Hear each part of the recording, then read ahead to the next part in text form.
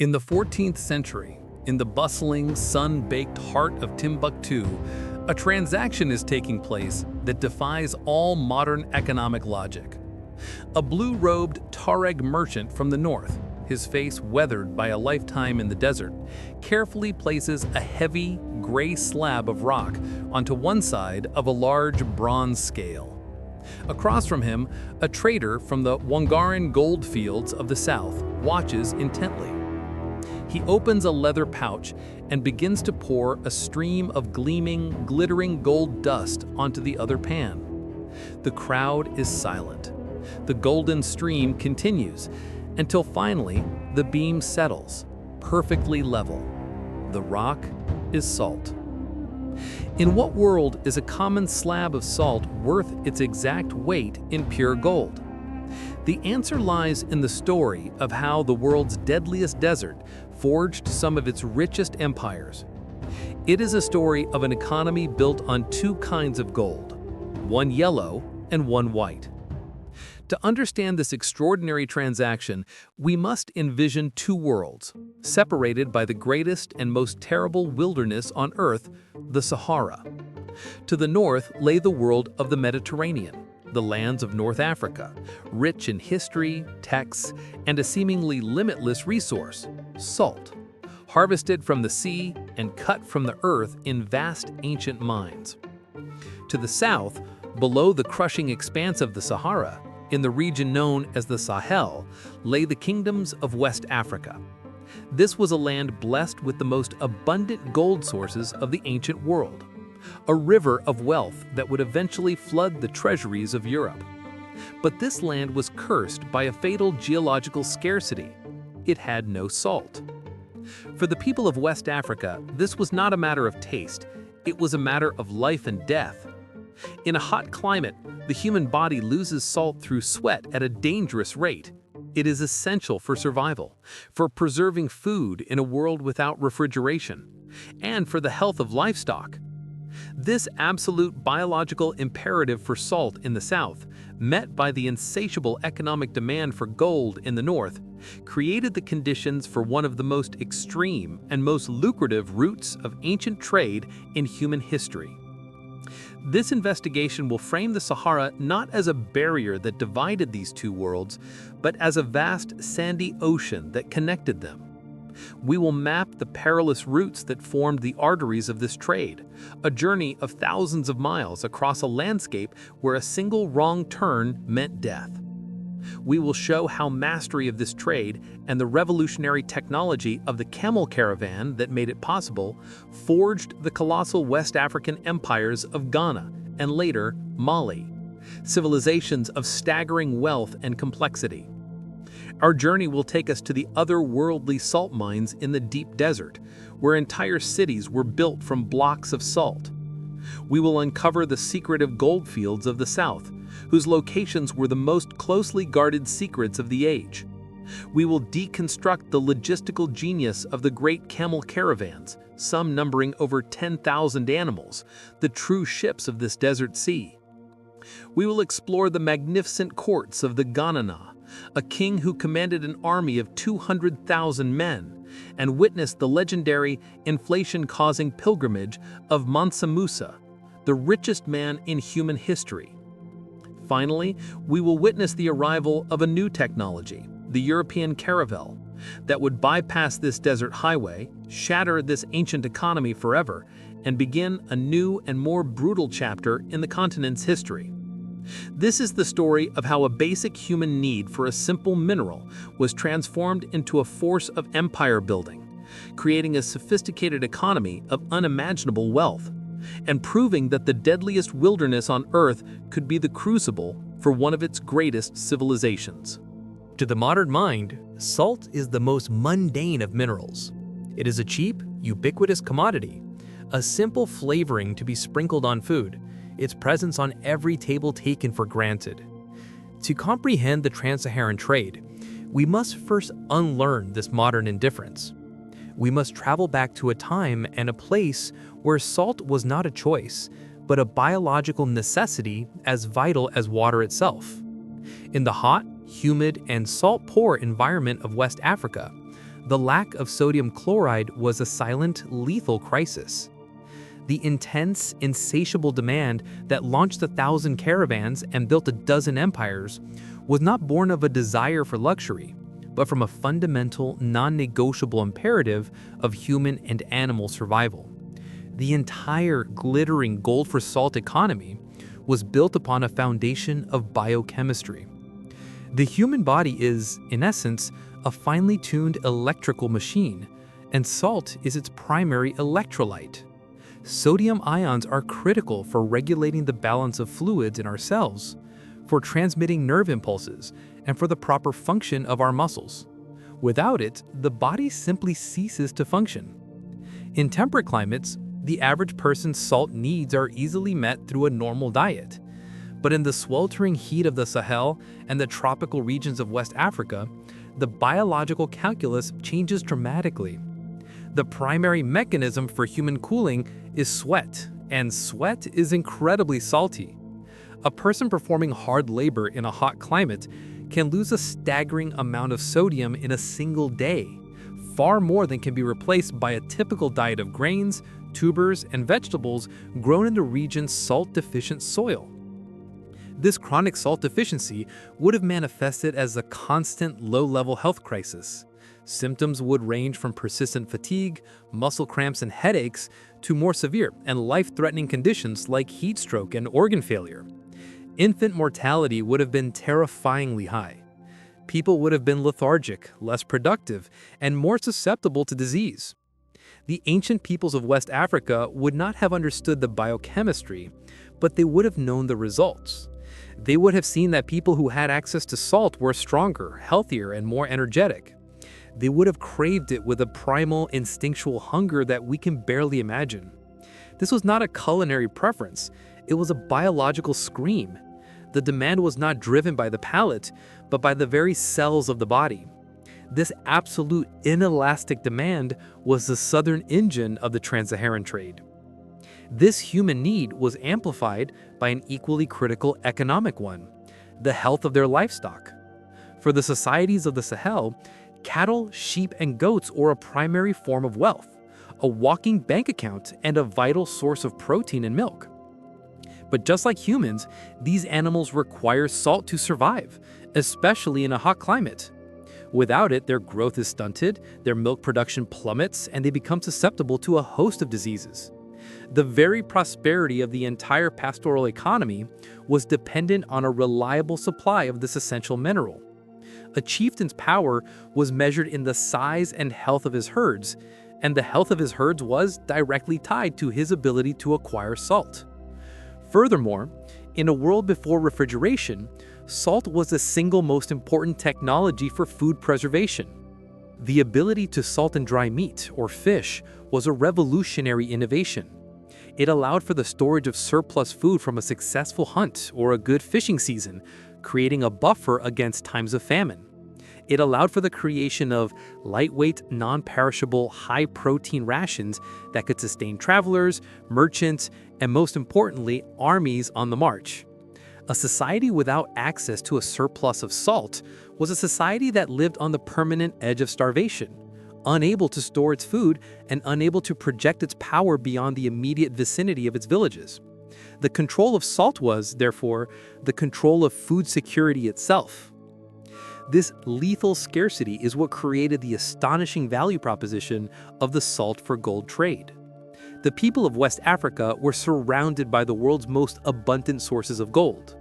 But gold, for all its beauty and prestige, is a biologically useless metal. You cannot eat it, you cannot use it to preserve food, and it cannot keep you or your cattle alive.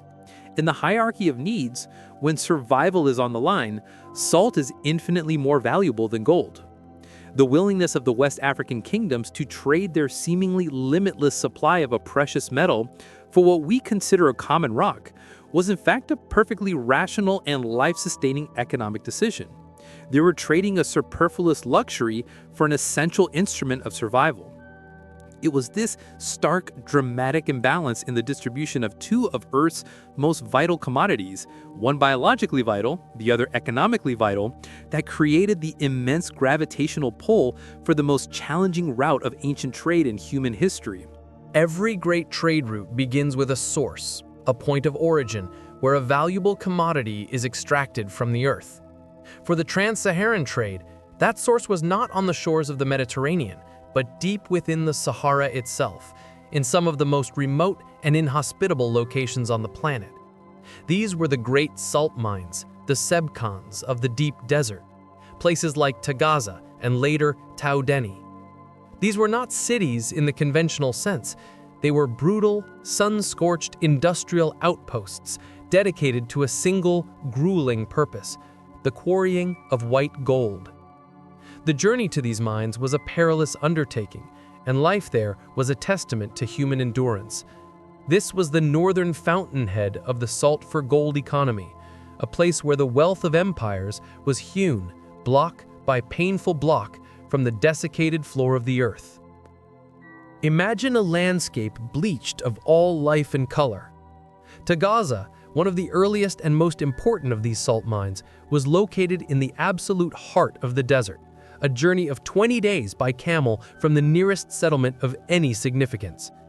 It was a vast, dried-up salt lake, a basin of shimmering, blindingly white salt crust under a merciless sun. This was a place where nothing grew, where no fresh water could be found, and where the only feature on the horizon was the endless flat expanse of salt. The great Arab traveler Ibn Battuta, who visited in the 14th century, described it with a sense of awe and horror. "This is a village with no attractions," he wrote. "It is a strange thing that the houses in the mosque are built of blocks of salt, roofed with camel skins. There are no trees there. There is nothing but sand." The salt of Tagaza was not the granular sea salt we know today. It was rock salt, or halite, formed over millennia as an ancient sea evaporated, leaving behind thick, stratified deposits of almost pure sodium chloride. The quality was exceptional. The top layers were often impure, but beneath them lay veins of pure, crystalline salt, so dense it could be cut into solid blocks like stone. This was the true prize. The mining process was a form of open-cast quarrying, an act of almost unimaginable toil in one of the world's most extreme climates. The workers were primarily slaves, captured in the wars of the southern kingdoms and sold to the Tuareg and Arab merchants who controlled the mines. Their lives were, by all accounts, short and brutal. Using the most basic of tools, crude picks and wedges, these enslaved miners would first clear away the top layers of impure salt and sand. They would then begin the arduous process of cutting deep trenches into the pure salt bed beneath. The salt was so hard they had to hew it out in massive blocks. These blocks, known as bars, were the standardized units of the trans-Saharan trade. Each bar was cut to a specific size, roughly 3 feet long and weighing around 60 pounds. This standardization was a key innovation in the ancient trade, a way of creating a uniform, fungible commodity. A merchant in Timbuktu knew exactly what he was getting when he bought a bar of Tagaza salt. Once quarried, these heavy bars would be loaded, 2 to a camel, for the next leg of their journey south. The entire existence of Tagaza was a logistical miracle, a triumph of commerce over nature. Since nothing could be grown there, every single calorie consumed by the miners, every drop of fresh water they drank, had to be imported by caravan from the oases of the north. The settlement was a closed and brutal economic loop. Caravans would arrive from the north laden with dates, grain, and water. They would trade these life-sustaining supplies to the mine overseers in exchange for the newly cut bars of salt. The mine was a pit of human misery, but it was also an incredibly profitable node in the continental economy. The merchants who controlled it held the key to the entire southward trade. As the centuries passed and the Tagaza mines were slowly exhausted or became politically unstable, a new source, even more remote, rose to prominence: Taudeni. Located even deeper in the desert, Taudeni was, if anything, even more hellish than its predecessor. Yet the demand for salt was so great that it remained the primary source for the West African trade for centuries, operating an almost unbroken line from the medieval period right up to the modern day. The methods of extraction remained virtually unchanged, a testament to the brutal efficiency of the system. These salt cities of the Sahara were a unique phenomenon in human history. They were settlements whose entire existence was predicated on the immense value of a single, locally abundant resource. They were the opposite of the gold fields of the south. Here, salt was the worthless, common building material, and food was the priceless, imported luxury. The men who toiled in these mines, cutting the white gold of the desert, were the first, essential, and most brutalized link in the great supply chain. Their sweat and suffering were solidified into the great salt bars that would travel 1,000 miles south to be traded for the yellow gold that would in turn make kings and build empires. If the great salt mines of the Sahara were the northern engine of the trans-Saharan trade, its southern counterpart was fueled by a commodity of even greater global prestige: gold. Long before the Age of Discovery and the Spanish conquest of the Americas, the primary source of gold for the entire Old World, for the Islamic caliphates, and for all of Christian Europe was not a fabled mine in the east, but the remote, mysterious, and prodigiously wealthy lands of West Africa. The region south of the Sahara was, to the medieval world, an almost mythical land of gold. The immense, seemingly inexhaustible supply of this precious metal was the magnet that pulled the salt caravans south. It was the great prize that underwrote the entire trans-Saharan economy, and the careful, secretive control of its sources was the foundational secret to the power of the great West African kings. The gold came primarily from two major gold fields. The first was the Bambouk field, located at the confluence of the Senegal and Falémé rivers. The second, and even richer source, was the Bure field in the highlands of what is now Guinea. These were not deep shaft mines in the modern sense. The vast majority of West African gold was alluvial gold, found in the form of dust, flakes, and nuggets in riverbeds and surface deposits. For centuries, it was harvested using a simple but effective technique known as placer mining. Local communities would pan for it in the rivers, or they would dig shallow pits into the gold-bearing laterite soil, washing the earth to separate the heavier gold particles. This was a seasonal, decentralized industry, often carried out by entire villages during the dry season when the rivers were low and the ground was workable. What is remarkable about this system is that the great West African empires like Ghana and Mali did not, for the most part, directly control these gold fields. The mines were located in the heavily forested lands to the south of their core territories, in areas often inhabited by non-Mande-speaking peoples who retained their traditional African religions. The kings of Ghana and Mali were not the producers of the gold, they were its master brokers. They controlled the territory between the gold fields and the northern trade routes. This strategic positioning allowed them to act as the indispensable middlemen, the sole gatekeepers through which all the gold had to pass to reach the world market. Their business model was a brilliant exercise in economic control and taxation. The West African kings established a tight and ruthlessly enforced state monopoly over the gold trade.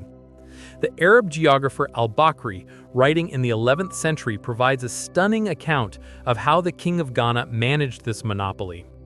He declared that all nuggets of gold found in the kingdom were the exclusive property of the crown. Only gold dust, the tibber, was allowed to be traded by the common people. This was a stroke of economic genius. By seizing the large, high-value nuggets, the king kept the rarest and most prestigious forms of gold for his own treasury, using them for royal adornment and as diplomatic gifts. But more importantly, he controlled the bulk supply of the commodity. At the same time, by allowing the gold dust to circulate, he enabled a vibrant market economy to flourish, a market that he could then tax at every stage. Every donkey load of goods that entered the kingdom was taxed, and every donkey load of gold that left was taxed again. The actual sources of the gold were a fiercely guarded secret. The miners in the south, wary of the powerful empires to their north, and the kings of the empires wary of the avaricious merchants from across the desert, both had a vested interest in keeping the precise locations of the gold fields hidden. This secrecy gave rise to one of the most famous and mysterious traditions of the trans-Saharan trade, the silent trade or dumb barter. According to accounts from writers like Herodotus, in a different context, and later Arab geographers, the northern merchants, carrying their salt, would arrive at a designated spot on the banks of a river, like the Senegal. They would lay out their salt in neat piles and then retreat out of sight, having beaten a drum to announce their presence. The local gold miners would then emerge, inspect the salt, and place what they considered a fair amount of gold dust next to each pile before retreating themselves. The northern merchants would return. If they were satisfied with the amount of gold, they would take it and leave, beating the drum one last time to signal the end of the transaction. If not, they would retreat again, and the process would continue until an agreement was reached. While likely romanticized, the story of the silent trade illustrates a crucial point. It was a system built on a deep and necessary level of trust, but also one that allowed both sides to protect their most valuable secrets. The merchants, their ultimate destination and market intelligence; the miners, the location of their ancestral gold fields. It was this carefully managed, secretive, and state-monopolized flow of gold that provided the immense purchasing power for the West African kingdoms. They were sitting on a resource that the rest of the world craved, but in their salt-starved land, it was a secondary concern. They were more than willing to trade this yellow, biologically useless metal for the white, life-sustaining rock of the Sahara. This perfect, complementary opposition of needs was the engine that made the desert bloom with commerce. The two great commodities, salt and gold, lay separated by 1,000 miles of the world's greatest and most terrifying wilderness. The Sahara was a sea of sand, a place of killing heat, lethal thirst, and bewildering emptiness. For this desert to be transformed from an impassable barrier into a commercial highway required a specific and revolutionary technology. That technology was not a machine of wood or iron, but one of flesh and blood, the dromedary camel. The ship of the desert, as it would come to be known, was the biological engine that made the trans-Saharan trade possible. But the camel alone was not enough. Its potential could only be unlocked through the development of a complex and sophisticated human system of logistics, navigation, and organization, the Great Trans-Saharan Caravan. This combination of animal adaptation and human ingenuity was the true technological marvel that forged the empires of white and yellow gold. The dromedary, or one-humped camel, was not native to the Sahara. It was domesticated in the Arabian Peninsula around 3000 BC, and its introduction to the Sahara, likely around the first centuries of the Common Era, was a world-changing event. It was as if a seafaring people had suddenly been given the first ocean-going vessel. The camel was a masterpiece of evolutionary engineering, perfectly adapted to the challenges of its new environment. Its single large hump stored not water, but a massive reserve of fat, a concentrated energy source that could be metabolized for both sustenance and hydration, allowing it to go for days, sometimes weeks, without a proper meal. Its kidneys and intestines were incredibly efficient at retaining water, and its body temperature could fluctuate dramatically to reduce the need for sweating. It could lose up to a quarter of its body weight in water, and then rehydrate with astonishing speed, drinking over 30 gallons in a matter of minutes. Its long, thick eyelashes and closable nostrils protected it from biting sandstorms, and its wide, leathery foot pads spread its weight, allowing it to walk with ease on shifting sand where a horse or a donkey would flounder and sink. But to turn this resilient animal into an effective cargo vehicle required another key innovation: the saddle. The development of the North Arabian saddle, a rigid frame that sat securely over the camel's hump, was a critical breakthrough. Unlike earlier pads or pack saddles that placed the load directly on the animal's back, This new design distributed the weight onto the camel's strong rib cage. This allowed a single camel to comfortably carry loads of 300 to 400 pounds for extended periods. It was this technology that transformed the camel from a simple beast of burden into the heavy-duty, long-haul freighter of the desert economy. The entire ancient trade in salt and gold was carried on the backs of these specially equipped animals. With the technology in place, the true challenge became one of human organization. The trans-Saharan caravan was one of the greatest logistical undertakings of the medieval world. These were not small, informal groups of traders. A major caravan could consist of thousands, sometimes even over 10,000 camels and hundreds of men, a slow-moving city of commerce that could stretch for miles across the desert. Organizing such an expedition was a massive enterprise, requiring immense capital, complex planning, and a rigid command structure. A caravan master, or kabir, was the absolute authority, a man whose encyclopedic knowledge of the desert was the caravan's most valuable asset. Navigation was the most critical skill. In the vast, featureless expanses of the Central Sahara, there were no roads and few, if any, landmarks. The kabir navigated by a complex and secret science passed down through generations. He navigated by the sun during the day, and most importantly, by the stars at night, using the constellations as a celestial map. But he also read the landscape in a way few others could. He understood the subtle shifts in the color and texture of the sand, the direction of the prevailing winds as they shaped the dunes, and the almost imperceptible changes in terrain that could signal the approach to a hidden well or oasis. A single navigational error, a miscalculation of a few miles, could mean missing a crucial water source, a fatal mistake that would doom the entire caravan to a slow, agonizing death by thirst. The journey itself was a grueling 2-month-long test of endurance. A caravan would average only 15 to 20 miles a day, a slow, plodding pace timed to avoid the worst of the midday sun.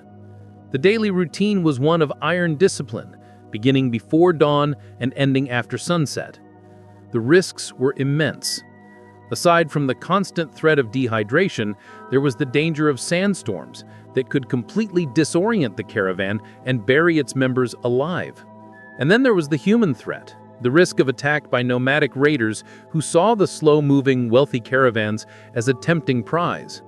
This is why every major caravan traveled with a contingent of armed guards, and why they often paid tolls to the powerful Tuareg tribes in exchange for safe passage through their territories. The cost of this security was another essential expense factored into the final price of the salt and gold. The caravan was a masterpiece of risk management, a slow, patient, and incredibly resilient system that for over 1,000 years was the only thing that could conquer the tyranny of the Sahara. The mastery of the camel caravan created a river of commerce through the Sahara. But a river inevitably creates a delta, a fertile place where the wealth it carries is deposited, giving rise to new and powerful entities. In West Africa, the first great political and economic delta of the trans-Saharan trade was the Ghana Empire. Flourishing from roughly the 8th to the 13th century, Ghana was the first major state to arise in the Sahel, a powerful and sophisticated kingdom whose entire existence was predicated on its strategic control of the salt-for-gold economy. The kings of Ghana, known as the Ghana Na, were not the producers of either commodity. They were the master brokers, the brilliant middlemen who transformed their geographic position into a powerful state apparatus and almost unimaginable wealth. Ghana was the first great testament to the empire-building power of the white gold. The empire's heartland was located in a strategic position in modern-day southeastern Mauritania and western Mali.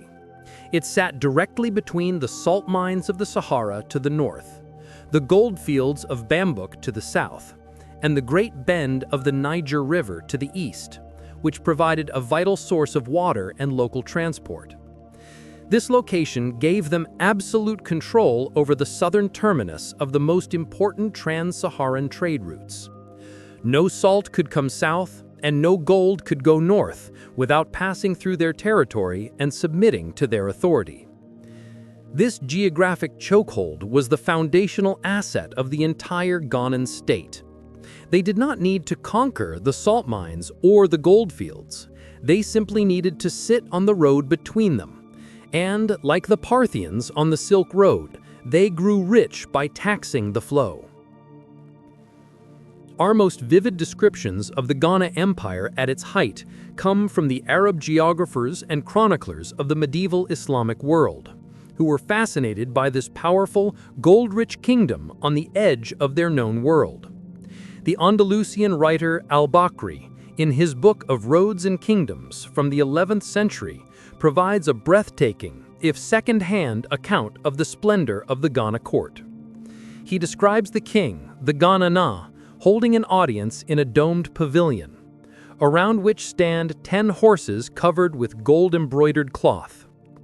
He continues, "Behind the king stand 10 pages holding shields and swords decorated with gold, and on his right are the sons of the vassal kings of his country, wearing splendid garments and their hair plaited with gold. Even the guard dogs at the door of the royal chamber wore collars of gold and silver." This was not the court of a minor tribal chieftain. It was the imperial center of a major world power, its opulence a direct and dazzling reflection of the profits of the ancient trade. Al-Bakri's account also reveals the shrewd economic policies that underpinned this wealth. The Ghana Na had established a complete royal monopoly on all gold nuggets found within his kingdom. He allowed only gold dust or tibber to be freely traded, a policy we have already noted. This was a brilliant system of market control. By keeping the high-value, aesthetically pleasing nuggets for the state treasury, the king maintained a powerful symbol of his own unique status and a strategic reserve of immense wealth. But by allowing the dust to circulate, he fostered a thriving market economy that he could then tax with ruthless efficiency. This dual system allowed him to both control the commodity and profit from its circulation. The tax system was the true engine of the state. According to al-Bakri, the king of Ghana levied a tax of 1 gold dinar on every donkey load of salt that entered the country from the north. He then levied a second, even heavier tax of 2 gold dinars on every donkey load of salt that exited his country to the south, towards the gold fields. He also taxed the import of other goods, like copper, and of course the export of the gold itself. This sophisticated system of import-export tariffs was the primary source of state revenue. It funded the king's lavish court, it paid for the vast bureaucracy needed to manage the trade, and it sustained the massive army that was the ultimate guarantor of his power. Al-Bakri famously claimed that the king of Ghana could put 200,000 warriors in the field, more than 40,000 of them being armed with bows and arrows. While likely an exaggeration, it speaks to the immense military power that the kingdom could project, a power funded entirely by their control of the trade routes. The capital city, believed by archaeologists to be the site of Kumbi Saleh, was itself a testament to this commercial power. Al-Bakri describes it as 2 separate cities. One was the royal city, inhabited by the king and his court, a sacred space of traditional religion. The other, a few miles away, was the commercial city, a bustling cosmopolitan hub inhabited by the Arab and Berber merchants from the north who managed the caravan trade. This merchant city had stone houses and a dozen mosques, a clear sign of the deep and permanent connection between the Islamic world and the Ghanaian economy. This division illustrates the king's savvy. He welcomed the foreign merchants and the wealth they brought, but he kept them physically and culturally separate, ensuring that their powerful new religion, Islam, would not interfere with his own traditional basis of authority. It was a delicate, masterful balancing act, the signature of a sophisticated ruler presiding over one of the most profitable enterprises in the medieval world. The Ghana Empire had laid the foundations, proving that control of the trans-Saharan trade was the key to building a West African superpower. But as Ghana declined, a new and even more powerful empire rose to take its place, inheriting its trade routes and expanding its influence to an unprecedented scale. This was the Mali Empire. Under a dynasty of powerful rulers, or Mansas, Mali would preside over the absolute golden age of the salt-for-gold economy. The empire reached its zenith in the early 14th century under its most famous ruler, Mansa Musa, a name that would become synonymous with fabulous, almost mythical wealth. The story of Mansa Musa is not just the story of a king, it is the story of the trans-Saharan trade operating at its absolute, world-altering peak. The Mali Empire, founded by the legendary Sundiata Keita in the 13th century, was larger, more centralized, and more administratively sophisticated than Ghana had been. Critically, Mali's territory expanded to include direct control over the Bambouk and Bure goldfields to the south, and the key trading cities of Timbuktu and Gao on the Niger River bend. They had taken the Ghanaian model and supercharged it. Instead of just being the middlemen, they were now the primary producers of the gold and the masters of the major commercial hubs. This gave them an even tighter grip on the entire economic system. All the wealth of West Africa now flowed directly into the coffers of the Mansa of Mali. This immense wealth remained largely a matter of rumor and legend in the outside world until the year 1324. It was in this year that Mansa Musa, a devout Muslim, decided to undertake the Hajj, the sacred pilgrimage to Mecca, as all pious rulers were expected to do. But Musa did not travel as a humble pilgrim. He traveled as a global superpower, announcing his arrival on the world stage. His journey across the Sahara in the Middle East was one of the most spectacular displays of conspicuous consumption in human history, an event that would be talked about from the markets of Morocco to the chancelleries of Venice for a century to come. It was the ultimate testament to the power of the salt-for-gold trade. The scale of his caravan was simply staggering. Contemporary Arab chroniclers, like the historian al-Umari, who spoke with people in Cairo who would witness the event, described the procession in breathless detail. The caravan consisted of an entourage of 60,000 men, including a personal retinue of 12,000 slaves, each one dressed in fine silk and carrying a staff of pure gold. The procession was led by 500 heralds, also clad in silk, each bearing a golden staff. But the most incredible part of the spectacle was the baggage train. It included a caravan of at least 100 camels, and each camel was laden with 300 pounds of pure gold dust. This was not the state treasury. This was in essence the king's personal spending money for the journey. When this river of gold arrived in Cairo, the economic center of the Islamic world, the effect was catastrophic. Mansa Musa was a generous man. He gave away gold with an open hand, dispensing it as alms to the poor, giving lavish gifts to the Sultan of Egypt and other officials, and spending it with abandon in the city's markets.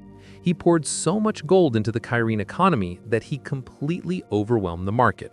The value of gold plummeted, and the city experienced a devastating bout of inflation that, according to some accounts, took the regional economy over a decade to recover from. He had, in a single spectacular gesture, managed to devalue the most precious metal in the world. For the first time, the bankers of Egypt, the merchants of Venice, and the map makers of Europe were confronted with the undeniable proof of the wealth of this sub-Saharan barbarian kingdom. Mali was not a land of primitive tribes, it was an economic superpower on a global scale. Mansa Musa's pilgrimage was not just an act of piety or vanity, it was also a brilliant act of foreign investment. He returned from Mecca not just with religious accolades, but with a retinue of the Islamic world's finest scholars, architects, and poets. He brought back the Andalusian architect and poet Abu Ishaq al-Sahili, whom he commissioned to build the magnificent Dingare Mosque in Timbuktu and a new royal palace. This was a deliberate act of nation building. He was using his immense gold wealth, derived from the salt trade, to transform his commercial cities into world-class centers of Islamic and learning culture. Timbuktu, once a simple trading post, became a legendary city of scholars, its libraries and universities attracting students from across the Muslim world. This was the golden age that the salt trade had built. It had created an empire of immense power, ruled by a man whose personal fortune dwarfed that of any other ruler on earth.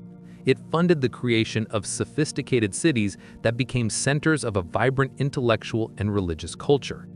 The story of Mansa Musa is the ultimate proof of the trans-Saharan economic model.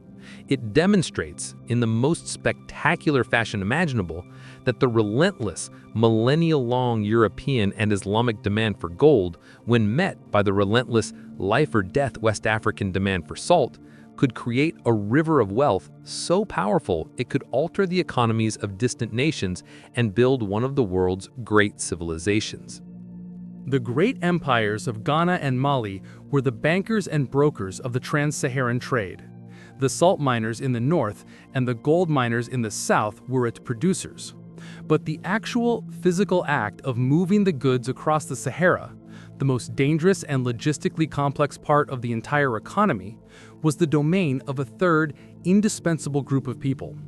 These were the masters of the deep desert, the nomadic Berber-speaking peoples known to history as the Tuareg. Famed for their flowing indigo-dyed robes that stained their skin blue, the blue men of the desert were the undisputed lords of the Saharan wilderness. They were the essential human lubricant, and, at times, the abrasive friction of the entire trade machine. Without their unique skills, their unparalleled knowledge, and their complex cultural relationship with the desert, the great river of salt and gold would have slowed to a trickle.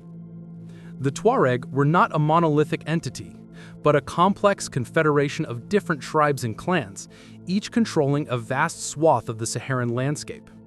Theirs was a fiercely independent, hierarchical, and nomadic society, perfectly adapted to the harsh realities of desert life. Like the Xiongnu of the steppes, their wealth was mobile, measured in herds of camels, goats, and cattle. But unlike many other nomadic groups, they had also developed a sophisticated and highly specialized role within the continental economy. They had transformed their mastery of the desert from a mere survival skill into a highly profitable portfolio of commercial services. Their entire culture was intertwined with the rhythms of the great caravans. Their most important and lucrative role was that of the caravan guides and operators. A Tuareg Kabir, or caravan master, was a man of immense prestige and knowledge. The secrets of the desert pathways were their most valuable form of intellectual property, passed down orally from father to son for generations. They knew the location of every hidden well, the meaning of every shift in the wind, and the precise number of days it took to travel between oases. To attempt a Saharan crossing without a Tuareg guide was not just foolish, it was suicidal. This gave them an almost complete monopoly on the science of desert navigation. Northern merchants and southern empires alike had no choice but to hire Tuareg specialists to lead their caravans, paying them handsomely for their expertise. The Tuareg were in effect the pilots of the desert sea. Beyond navigation, they provided another crucial service: protection. The Sahara was not an empty wasteland. It was a patchwork of tribal territories, and the rite of passage was not free. A major part of the Tuareg economy was the provision of security. A powerful Tuareg clan would guarantee the safe passage of a caravan through its territory in exchange for a substantial payment, or gaffer. This was a classic protection racket on a continental scale. A caravan master would pay the fee, and in return, he would receive an escort of Tuareg warriors who would protect the caravan from attack by other rival clans or opportunistic bandits. To refuse to pay was to risk almost certain annihilation. This system, while appearing extortionate, created a degree of stability and predictability in a fundamentally lawless environment. It was the price of doing business, a necessary security cost in the high-stakes world of ancient trade. This dual role created a fascinating paradox. The Tuareg were simultaneously the caravan's greatest protectors and its most significant potential threat. The same skills that made them an invaluable escort also made them a formidable enemy. A clan that felt it had been underpaid, or a group of young, ambitious warriors seeking to prove their mettle, could easily transform from guardians to raiders. The line between a toll for protection and simple banditry was often perilously thin. The history of the trans-Saharan trade is filled with accounts of caravans being plundered and destroyed. This constant underlying threat was another major risk factored into the price of salt and gold, and it reinforced the Tuaregs' powerful central position. They were the masters of risk, able to both create it and, for the right price, mitigate it. Their entire society was sustained by this trade. While they maintained their pastoral herds, their economy was deeply subsidized by the caravan routes. They traded their services and their protection for grain, cloth, weapons, and currency from the north and south.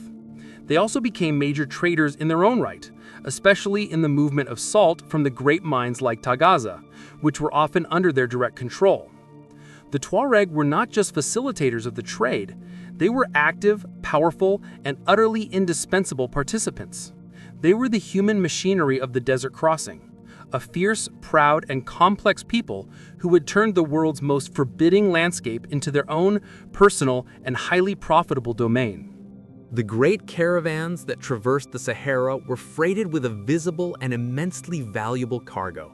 Salt flowed south and gold flowed north, in a vast, life-sustaining circulatory system that forged empires. But as with all great networks of ancient trade, the most transformative commodities were often the ones that were not listed on any bill of lading. Carried in the minds of the merchants, in the books of the scholars, and in the chains of the unfortunate, an invisible cargo traveled the same routes, and it would reshape the culture, faith, and social structure of West Africa far more profoundly and permanently than any quantity of gold or salt. This was the trade in ideas, religion, and most tragically, in human beings. The most powerful and enduring of these imports was the religion of Islam. When the first Arab merchants, driven by the Berbers into the desert in the 7th and 8th centuries, began to regularize the trans-Saharan trade, they brought their new, dynamic faith with them. At first, Islam was simply the religion of the foreign merchant communities in cities like Kumbi Saleh. The ruling elites of Ghana, their power based on their traditional pre-Islamic religions, were happy to accommodate the faith of their business partners, but kept it at arm's length. But the advantages of adopting the religion of their most important trading partners soon became undeniable. Islam was more than a faith. It was a complete social, legal, and commercial framework. For a ruler, converting to Islam provided a powerful tool for state building. It brought with it the Arabic script and a culture of literacy, allowing for the creation of a sophisticated, trained bureaucracy to manage the state's complex finances and administration. It brought Sharia law, a universal legal code that could be applied across a diverse empire, simplifying disputes and creating a predictable legal environment for commerce. And crucially, it provided a powerful diplomatic and ideological connection to the wider Islamic world, the great economic superpower of the age. An Islamic king in the Sahel was no longer a barbarian ruler of a remote land. He was a member of the Dar al-Islam, the House of Islam, a respected player on the world stage. By the time of the Mali Empire, the ruling class had fully embraced Islam, a conversion that culminated in Mansa Musa's spectacular pilgrimage to Mecca. This influx of religion created a new and valuable commodity: knowledge. The wealth of the gold economy was reinvested to transform cities like Timbuktu, Gao, and Janneh into world-renowned centers of Islamic scholarship. Mansa Musa and his successors funded the construction of magnificent mosques and universities. They paid immense sums to attract the greatest scholars, jurists, and theologians from across the Islamic world to come and teach in their new institutions. Timbuktu became a legendary city of books. Scribes were employed to copy manuscripts, and a thriving book trade, in which scholarly texts were often more profitable than any other commodity, save for gold itself, flourished. This intellectual flowering was a direct result of the wealth generated by the salt for gold trade. The biological need for salt had, through a long and complex chain of events, given birth to some of the world's most vibrant centers of learning. However, the invisible cargo was not all so enlightened. The caravans that carried salt, textiles, and books northwards also carried a terrible human cargo: enslaved people. The institution of slavery had existed in Africa for centuries, as it had in most parts of the ancient world, often as a consequence of warfare. But the trans-Saharan trade created a new, large-scale and commercially driven demand. The Islamic caliphates of North Africa and the Middle East had an immense appetite for slave labor, for soldiers, for domestic servants, for concubines, and for laborers in agriculture and mining. The West African empires, with their powerful armies, were in a position to supply this demand. Raids on non-Islamic peoples in the forested regions to the south of the empires became a systematic and economically vital activity. Captives of war were no longer just a byproduct of conflict. They were a primary objective. These unfortunate individuals would be marched northwards, across the desert, a journey of unimaginable cruelty and hardship on which a great many would perish. Those who survived were sold in the great slave markets of the north, their lives and labor converted into a commodity to be exchanged for the goods the West African elites desired, such as fine horses, weapons, and textiles. This slave trade became a dark and integral pillar of the trans-Saharan economy. While it never reached the horrific scale of the later transatlantic slave trade, it was a brutal and long-lasting enterprise that enriched the ruling classes at both ends of the Sahara, a tragic human cost for the prosperity that the great trade routes brought. This complex and often contradictory exchange of faith, knowledge, and human lives was the true, deep legacy of the roads of salt and gold. For 1,000 years, the trans-Saharan trade had operated on a single, unchangeable geographic principle. The Sahara was a sea, and the camel caravan was the only ship that could cross it. The empires of Ghana and Mali and the Tuareg middlemen had built their immense power and wealth on this immutable fact. They were the gatekeepers of the only viable route between the gold of the south and the salt of the north. But in the 15th century, a new kind of ship and a new kind of merchant appeared on the horizon. These were not the ships of the desert, but ships of the ocean. The arrival of the Portuguese caravel on the coast of West Africa was a technological and economic disruption of the highest order. It was an event that would not just compete with the ancient desert highways, but would outflank them, bankrupt them, and ultimately render them obsolete, shattering the old economy and plunging the region into a new and more violent era of global commerce. The driving force behind this disruption was a small but ambitious nation at the edge of Europe, Portugal. Under the visionary sponsorship of Prince Henry the Navigator, Portuguese sailors began a systematic, generation-long project of exploring the Atlantic coast of Africa. Their goal was singular and audacious: to bypass the powerful North African and Venetian middlemen who controlled the overland trade in gold, spices, and slaves. They sought to go directly to the source. The key to their success was a revolutionary piece of naval technology, the caravel. It was a small, fast, and highly maneuverable ship. Critically, its use of lateen-rigged sails allowed it to sail much more effectively against the wind. This was the technological key that unlocked the Atlantic. For the first time, European sailors could travel south along the African coast, confident that they could make the difficult return journey home against the prevailing winds and currents. Throughout the 15th century, Portuguese caravels pushed further and further south. In 1441, they reached the coast of modern-day Mauritania, capturing Africans to be sold as slaves in Lisbon. In the 1450s, they rounded Cape Verde, the westernmost point of the continent. Then, in the 1470s, they made their most momentous discovery. They reached the coast of what is now Ghana and found what the trans-Saharan merchants had controlled for a millennium: a rich and direct trade in gold. They had reached the Gold Coast. The Portuguese immediately established a fortified trading post, São Jorge da Mina, Elmina Castle, in 1482. This was a direct surgical strike at the very heart of the West African economy. The economic consequences were instantaneous and catastrophic for the old desert system. The entire business model of the trans-Saharan trade was based on its monopoly over access. The Portuguese caravel utterly destroyed that monopoly. A European merchant could now sail directly to the Gold Coast and trade for gold with the Akan peoples of the forest region. European goods, metalware, weapons, textiles, and alcohol could be delivered to the coast in immense quantities, far more cheaply and efficiently than they could ever be brought across the desert. Why would a gold producer in the south sell his product to a long chain of middlemen who had to factor in the immense costs and risks of the Saharan crossing, when a ship had just arrived on his doorstep offering better goods at a lower price.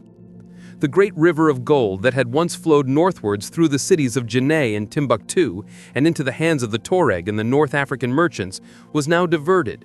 It began to flow directly south to the new European forts on the coast. The economic center of gravity of West Africa was fundamentally and permanently reoriented away from the Sahel and towards the Atlantic. The great empires of the interior, like the Songhai Empire, which had succeeded Mali, suddenly found their primary source of state revenue drying up. Their control over the trade routes, which had once been the source of their immense power, was now irrelevant. The desert caravans, with their slow pace and high costs, simply could not compete with the efficiency and volume of maritime trade. This economic disruption was accompanied by a new and far more terrible trade. The Portuguese and later other European powers had an insatiable demand not just for gold, but for slave labor to work the sugar plantations on their new Atlantic island colonies and later in the Americas. The coastal trade quickly became dominated by the transatlantic slave trade. The old state-controlled trans-Saharan slave trade was dwarfed by this new, rapacious and industrialized system of human trafficking. Warfare among African states was now actively encouraged by Europeans, who would trade firearms for captives, creating a devastating cycle of violence that would depopulate and destabilize the region for centuries. The great cities of the Sahel, Timbuktu, Gao, and Djenné, the proud intellectual and commercial hubs of the trans-Saharan economy, began their long, slow decline into provincial backwaters.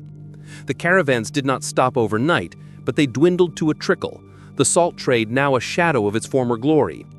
The power and wealth of West Africa now belonged to those who controlled the coast and the sea lanes. The arrival of the caravel was the death knell for the age of the caravan. The ship of the desert, which had reigned supreme for 1,000 years, had finally been outmaneuvered and sunk by the ship of the sea. Our investigation began with a simple, almost unbelievable transaction. A slab of common salt being exchanged for its exact weight in pure gold. We sought to understand the economic and geographical forces that could create such a world. Having journeyed from the hellish salt mines of the deep Sahara to the secretive gold fields of the West African savanna, and having followed the great caravans that connected them, the evidence is now clear and the verdict can be rendered. The great West African empires of Ghana and Mali were the direct and spectacular product of one of the most unique and extreme systems of ancient trade in human history. They were empires forged not by the desire for luxury, but by the fundamental biological imperative for salt. We have established that the engine of this entire economy was a profound geological and biological imbalance. In the south, a lethal scarcity of salt created an absolute, inelastic, and life-or-death demand. In the north, an insatiable global demand for gold created a powerful economic pull. The Sahara Desert, the world's most formidable barrier, became the crucible in which these two powerful forces met and fused, creating a river of commerce that flowed against all odds. Our investigation has demonstrated that this trade was only made possible by a specific combination of technology and human ingenuity. The dromedary camel, the ship of the desert, was the indispensable biological technology that could conquer the Sahara. But its potential was only unlocked by the human systems built around it, the logistical genius of the caravan, the navigational science of the Tuareg guides, and the complex web of protection rackets and tolls that created a semblance of order in a lawless land. Crucially, we have shown that the great West African empires of Ghana and Mali did not rise to power as the primary producers of either commodity. Their genius was commercial and political. They were the master middlemen. By seizing control of the territory between the sources of salt and gold, they transformed a geographic choke point into an engine of state power. We have seen how they implemented sophisticated systems of taxation and monopoly, taxing the flow of every commodity and seizing the nuggets of the trade to build a massive state treasury.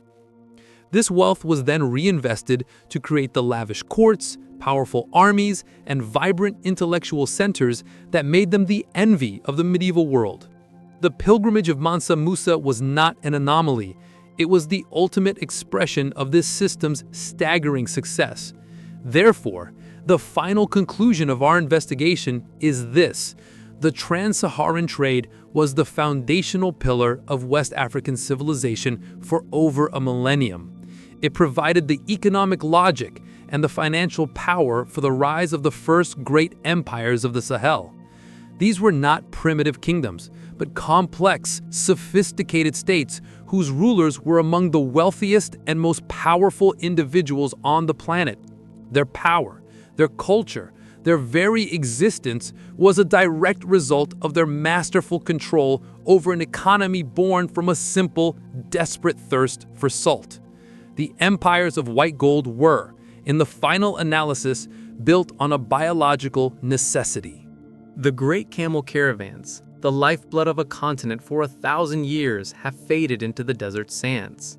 The once mighty empires of Ghana and Mali are the stuff of history, their capitals now silent mounds in the Sahelian dust. The arrival of the seafaring caribou irrevocably shifted the economic center of gravity of Africa and the world. But to view the end of the trans-Saharan trade as the end of its story is to miss its most profound legacy. The echoes of this great economic engine still reverberate today, forcing us to redraw our maps of medieval power, to rethink the very nature of wealth, and to recognize the immense complexity and sophistication of civilizations that flourished long before the age of European dominance. The story of the salt-for-gold trade is, first and foremost, a powerful and necessary counter-narrative to a Eurocentric view of history. The empires of Ghana and Mali were not peripheral, uncivilized kingdoms. They were global superpowers. The court of the Ghanana, with its gold-adorned guards and vast armies, was a center of immense political power. The pilgrimage of Mansa Musa, a singular event that destabilized the economy of the entire Mediterranean, is undeniable proof of a West African monarch whose personal wealth dwarfed that of any European king. The universities and libraries of Timbuktu were beacons of Islamic scholarship that rivaled any in the world at the time. The story of these empires, built on a sophisticated mastery of a continental economy, demands that we see the medieval world, not as a European story with an African footnote, but as a multipolar world of diverse and powerful civilizations. The trade also offers one of the most powerful lessons in the history of economics: the complete subjectivity of value. The image of a slab of salt balancing a pile of gold is the ultimate illustration that value is not intrinsic. It is a product of context, scarcity, and, above all, need. In the salt-starved South, gold was a beautiful but abundant luxury, while salt was a rare, life-sustaining necessity. In the gold-starved North, the opposite was true. The Sahara was not a barrier, it was the vast economic engine that exploited this perfect imbalance, creating immense wealth at both ends and for the middlemen who mastered its crossing. It is a timeless lesson that remains true today. The price of a commodity has less to do with what it is, and everything to do with where it is and who needs it. Finally, the decline of the trans-Saharan trade is a classic and brutal case study in technological disruption. For a millennium, the camel caravan was the undisputed master of its domain, a perfect solution to a specific geographical problem. The empires built upon this technology seemed unassailable. But the Portuguese caribou was a disruptive innovation that did not try to compete with the camel. It simply made its entire journey irrelevant. By outflanking the continent, the Portuguese demonstrated that the most profound threat to an established economic system is often not a better version of the same technology, but a new technology that completely changes the rules of the game. The sea made the desert obsolete, a cautionary tale that has been repeated in every age of human innovation. To remember the roads of salt and gold is to remember a different kind of world, one built on a different calculus of value. It is the story of how a biological imperative forged empires, how the deadliest of deserts became a river of commerce, and how African kings, through their masterful control of this unique economy, became the richest men on earth. The ghosts of the great caravans may no longer walk the sands of the Sahara, but the world they built, the connections they forged, and the lessons they offer remain, an enduring testament to the empires forged by white gold.